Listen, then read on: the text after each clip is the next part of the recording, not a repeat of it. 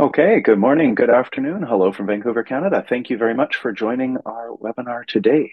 My name is Andrew Drinkwater. I'm the president and co-founder at Plaid Analytics, who's hosting the webinar today. Our focus today is on projecting the impact of international study permit changes in 5 Canadian provinces. Next slide, please. If you work in Canadian higher education, apologies. So it seems like we skipped winter this year, with due apologies to those who received snow this week. But what a year it's been for an enrollment planner.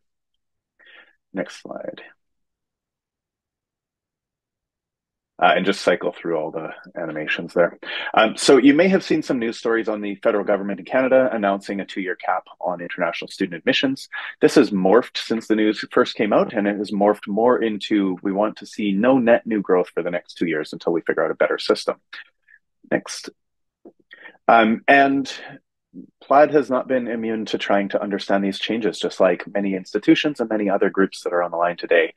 So we've tried our hand at modeling some of the different changes that you can see here. We've produced a few blog posts with more coming very soon. The most recent of which was on Friday, talking about New Brunswick potentially being shortchanged on their international student allocation, published minutes before Mark Miller announced an update, which may have rectified some of those changes. So that's the life of live blog posts. You may have seen the news last week that Ontario Premier Doug Ford said that he only wanted Ontario students at the universities and colleges in Ontario. Now, it didn't take particularly long for his PR team to realize that he made a mistake in what he said, and they issued a correction about 2 hours later. But as a thought experiment, we figured, I wonder what this would look like if we tried modeling it with Plaid Forecast. We'll now go over to Plaid Forecast to test out how we'd model this kind of a change in Ontario, if such a thing were actually real. Within Plaid Forecast, we have a known allotment scenario. We can see it was created a little over 2 weeks ago and updated yesterday and today as more information became available through the federal government. Generally speaking, what we see is that the higher number for universities will drop a little bit in 2024 and then grow a little bit and kind of stabilize. Colleges will drop more and faster and for longer. Most of this is driven by what's happening in Ontario. So how would we go about modeling such a change? The known allotment scenario focuses on what we've heard from IRCC so far and what we've heard from the provincial governments. Instead, we're going to do a what-if comparison here. So we'll clone our scenario and we'll say, what if Ontario stops admitting international students? And we'll run it for 5 years. And what we'll do here when we clone a scenario is we take all the existing information from the input parameters that are already known. So for example, if we look at British Columbia, we can see that for the universities and colleges, there's a series of intakes that are flatlined as of 2023. Same story for Ontario and every other province and territory that we have listed here. What we're going to change in this case is we're going to keep 2023 the same, but we're going to change all these other numbers. Now, to turn them to 0, the fastest way to do that is with the bulk editor. So I'll hit save. And once that's saved, we'll get a notification. And then I'll turn off the bulk editor and I'll show another province just for comparison. So I'll pick Nova Scotia and we can see that it still has intakes. And the same would be true of all the other provinces and territories. Now let's run our scenario so that we can compare the differences here. We'll go back to the overview and we can see that our scenario is already running. So I'll hit refresh one more time and we can see it is already complete. As a general rule, with the model running, this tends to take between 10 and 15 seconds. So here we can see a downward trend. Let's go into more results and see if we can dig into this a little bit further.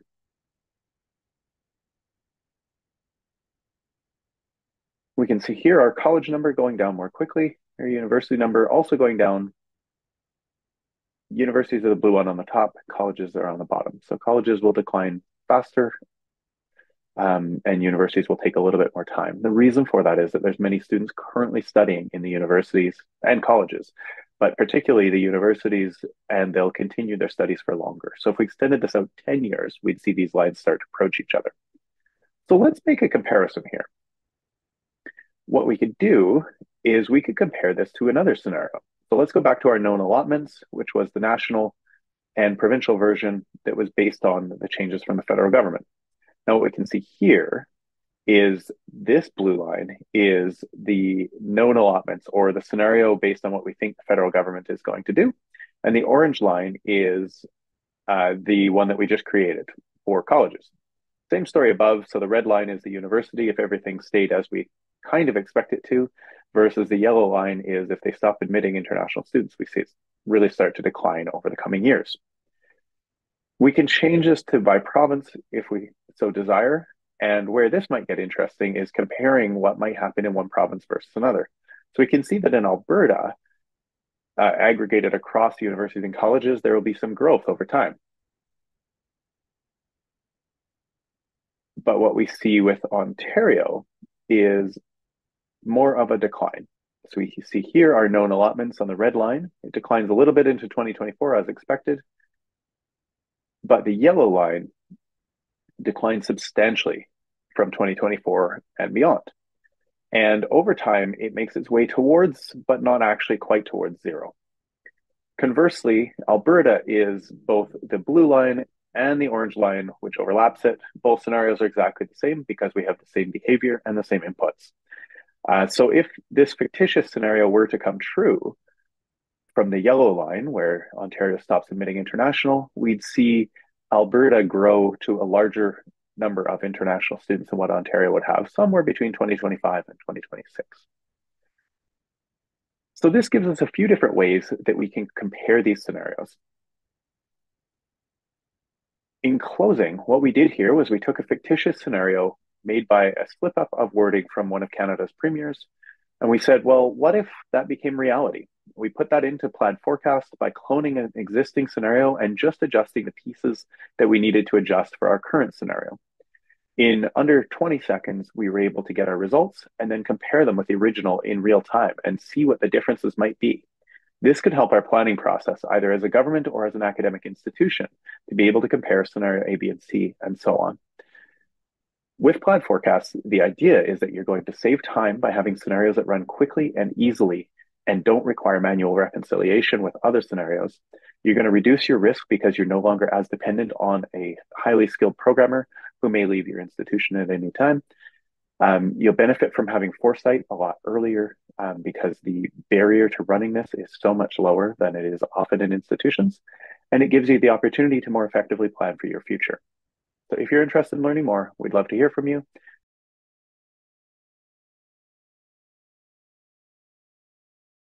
So if you haven't heard of Plaid already, I thought I'd give a really brief overview of what we are. So we focus on strategic enrollment management, and we help people working in that space actively plan, better serve their diverse learners while meeting institutional goals through the power of data and analytics. Plaid provides solutions and services related to data integration, analytics, forecast, which is the focus of today, and data governance. And we have worked with institutions from coast to coast in Canada and across North America. You see some of them here, and we're deeply grateful for your partnership over the years. So the tool that I just showed you was born out of a vision. I used to work for a large research university, and I was responsible for enrollment forecasting there, and also tuition forecasting for a while. And what I found is that we lacked the tools and technology and human capital to be able to do the enrollment forecast the way that we'd really like. What we really wanted was to make it so that our AVPs and others involved in the process could get their answers instantly without having to wait days or weeks while an analyst churned the results. And so this is what we've built, and you saw part of it today.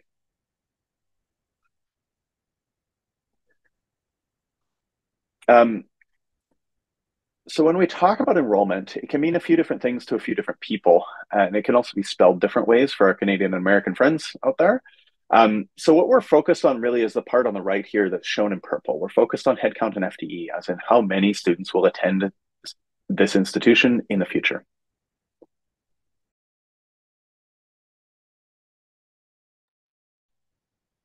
All right. So from here, we can talk a little bit about what we see happening to Canada and a couple of the provinces as well. But a couple of notes of caution before we get into that. Everything you see here, of course, is going to be an estimate based on the most recent publicly available information. But what we would say is all levels of government that have been involved here haven't exactly been particularly forthcoming. Between January and what was most recently available from the federal government, there was a substantial amount of silence, and the provinces have been very different in what levels of information they have provided in terms of how they are taking their allotments and sending those on to institutional level allotments or even uh, areas of institutions. There's a fair number of assumptions in the estimates that are here. Retention rates, we don't have very good public data sources around institutional level retention rates. So we've used what we can from those publicly available data sets like StatCan's post-secondary student information system, as well as our own experience. We're also assuming that there's some melt from approved visas to registered students. Whether or not we're going to be in the right ballpark in terms of an assumption here around the melt is still a large outstanding question, putting an effective pause on our international admissions for 2.5 months at one of the most key times of the admission cycle. It's unclear how that's going to affect, in particular, international recruitment for 2024 and how Canada's reputation as an international study destination is going to recover from that. We're also assuming that everybody is going to use the provincial allocation letters that have been allocated to them by the federal government. This may or may not be true in some provinces, which can grow their international student complement.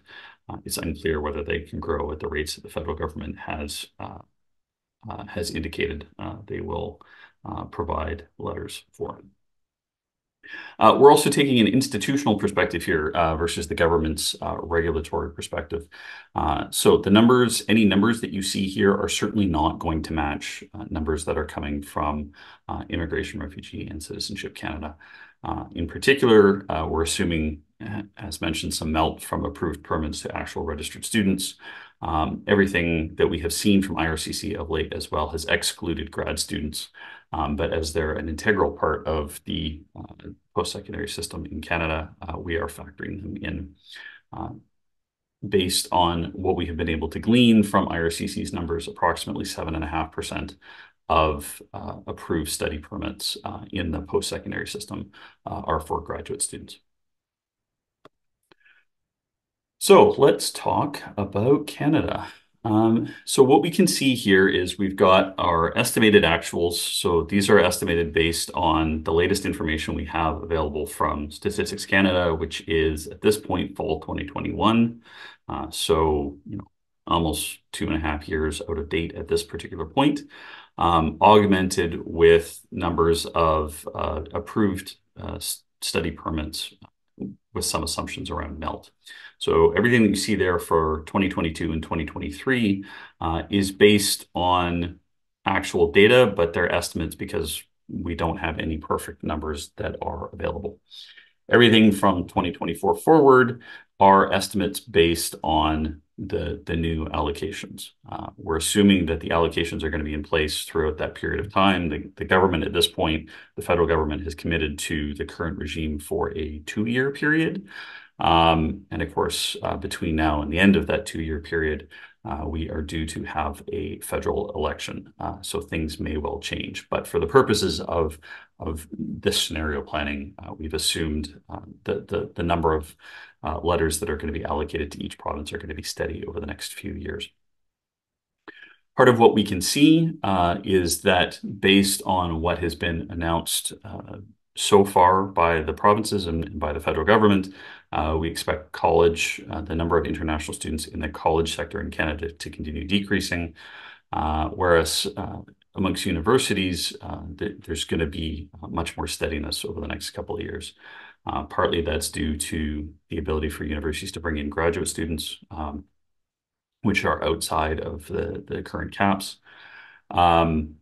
And much of that is related to changes in Ontario, which has the largest college sector, and where what we have heard is that the public-private partnerships between the public sector colleges and private entities delivering learning to international students are going to be largely wound up. Looking at particular provinces, we had when we had posted about the webinar, we talked about Alberta. We had hoped and planned that there would be some additional allocation information in Alberta. So we're going to largely skip over Alberta today because all they've said is the vast majority goes to public institutions, which unfortunately is not particularly helpful to us. So let's talk about British Columbia. So again, putting together many different data sets to get a sense of what's going on here. We don't actually have study approval numbers for 2019, but based on the information that we do have, we've estimated that. And looking at 2019, we think it was about 54% of approved study permits went to public sector institutions, students attending public sector institutions, and 46% in BC were for privates.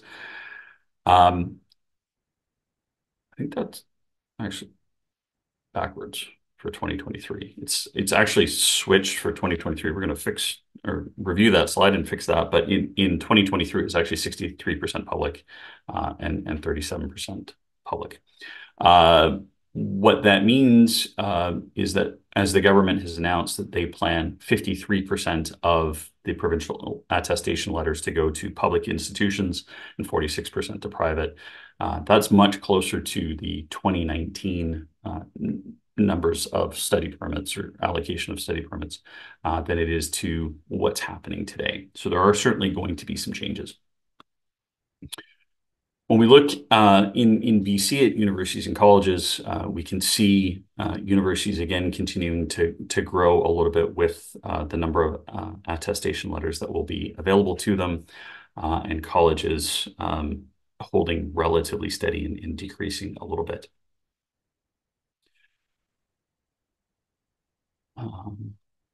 There are some interesting things that happen in British Columbia. In particular, we do have some places where the data doesn't really line up. So one, as an example, is the Justice Institute of British Columbia, which largely trains individuals in law enforcement and related justice activities.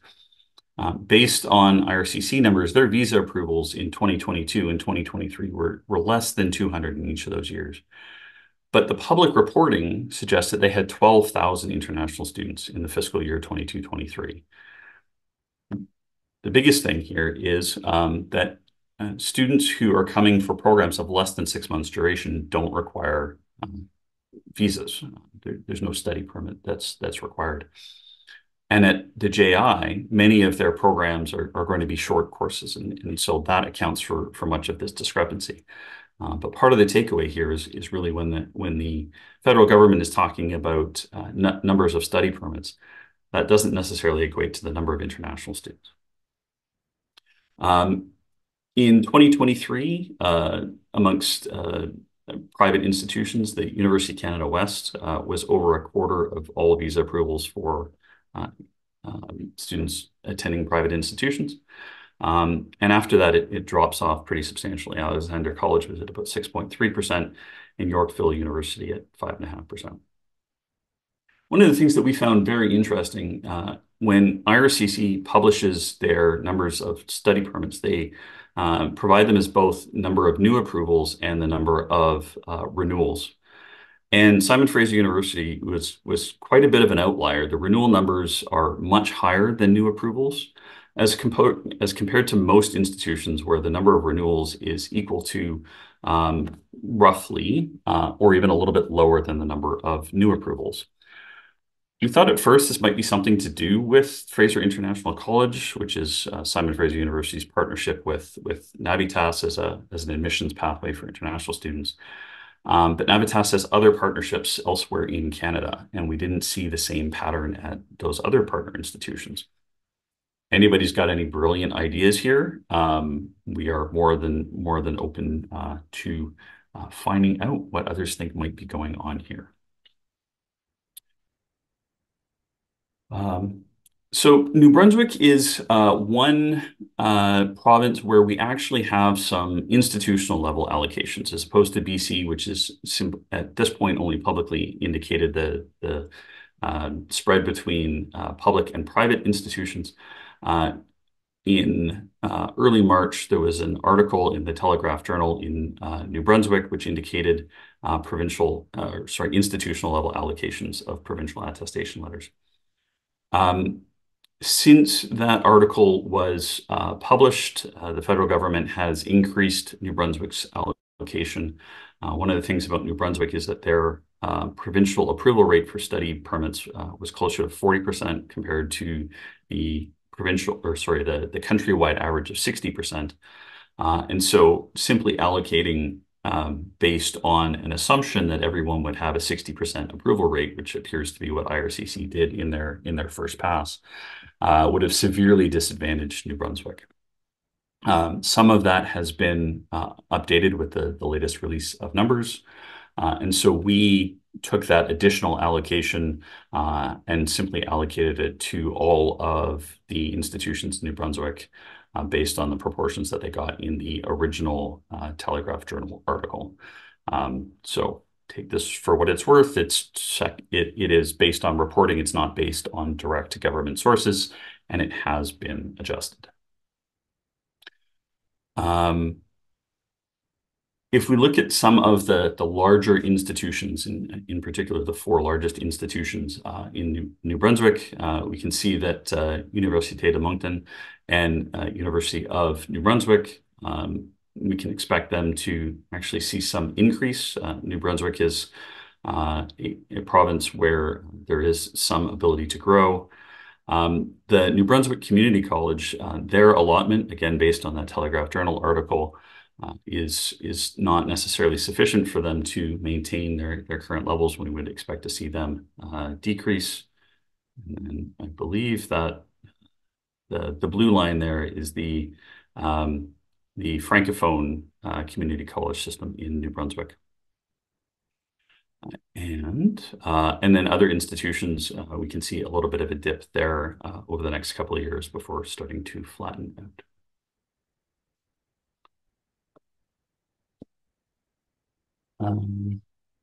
Now, what's interesting about New Brunswick in particular is that the international student study permit changes clash directly with the government of New Brunswick's population growth strategy, which notes in part, with the increased competition for skilled labor, the potential to transition international students into permanent residence in New Brunswick is a significant opportunity.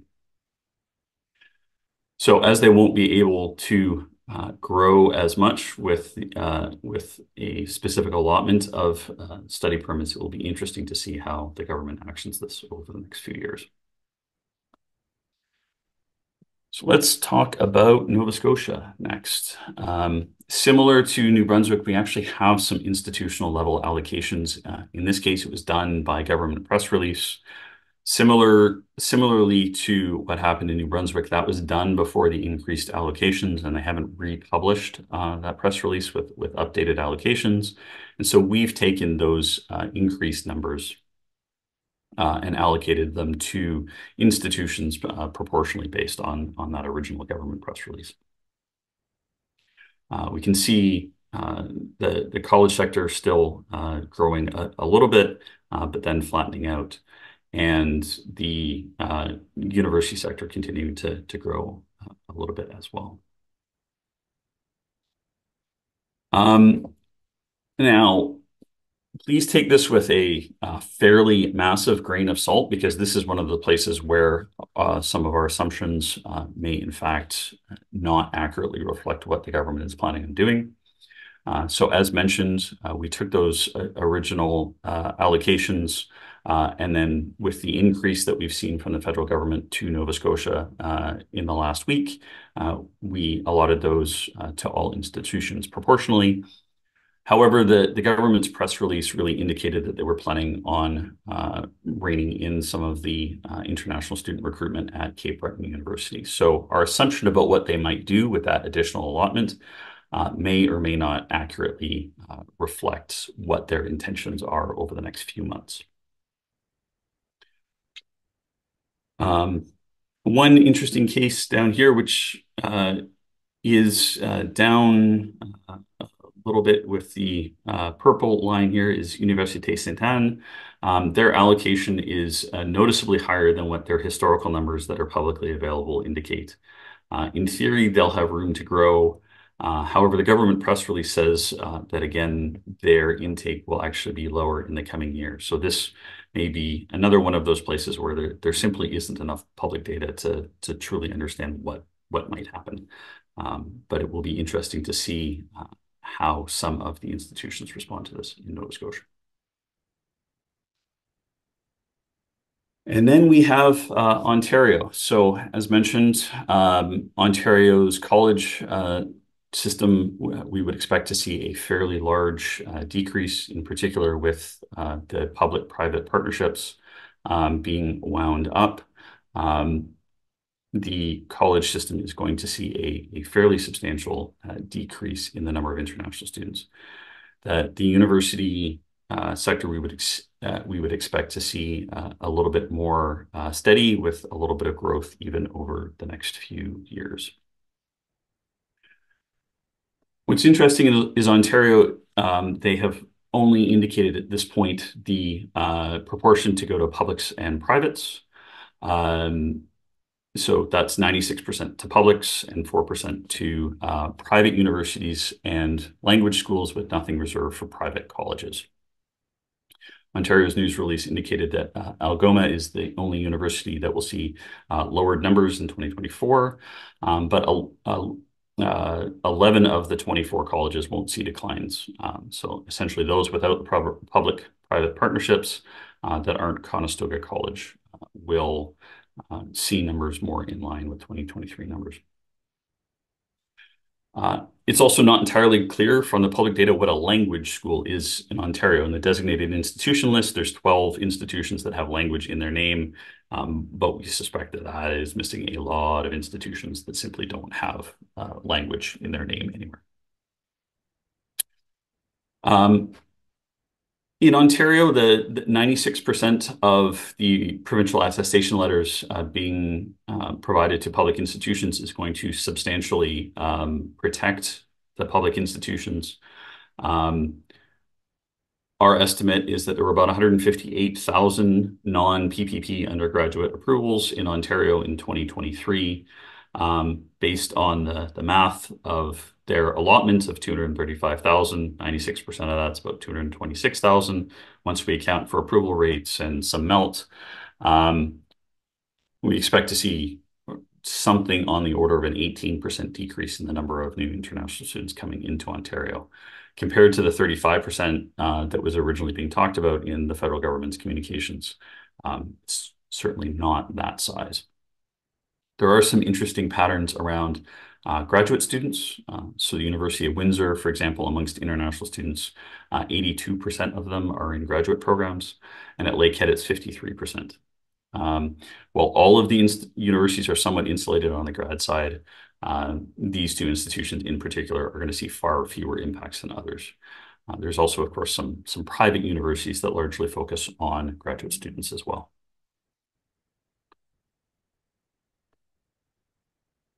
All right. So keeping in mind that we're already over time, we are on a mission to make enrollment planning fast, accurate, and collaborative. And we would certainly welcome conversations with institutions looking to do the same. So Andrew, I'll turn it over to you to finish. Okay, so as a reminder, Plaid Forecast is a mobile-friendly enrollment forecasting platform that will save you time, increase your accuracy, and engage your stakeholders in the strategic enrollment management planning process. We provide data integration, analytics, forecasting, and governance services and solutions. Next. I put it in the chat already, but we're running another webinar May 21st on this topic, and hopefully with more provinces at that point. Our hope is that the government will release a little bit more information over the coming months, and that we'll be able to do a deeper dive into particular aspects of the sector. We'd love it if you could join us.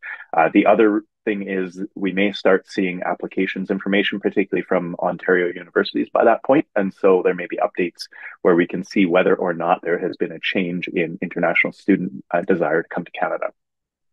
Next, please. I'd also love to talk to you if you work in an institution or government or somewhere else for that matter, and book a personal demo for you. We can talk about how a tool like Plaid Forecast could help your institution be more nimble, fast, and accurate in its enrollment planning process. So there's a link there and a QR code. It's also in the chat. And with that, we will wrap it up and say thank you all very much for your time today. We will answer the questions that were in the Q&A, but we know some people have to drop because we're a couple minutes over. So with that, I will say thank you so much. Questions are welcome, and we'll stop the recording here.